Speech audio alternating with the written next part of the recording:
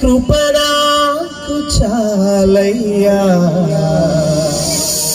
నీ కృప లేనిదే నేనుండలేనయ్యా. యేసయ్యా,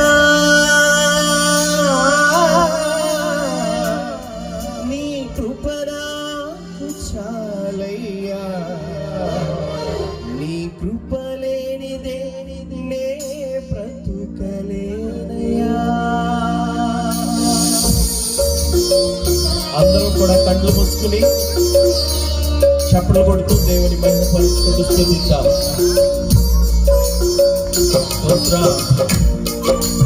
ఆయన మహిమను విడచి ఈ లోకానికి దిగి వచ్చి నీకు సంతోషాన్ని, సమాధానాన్ని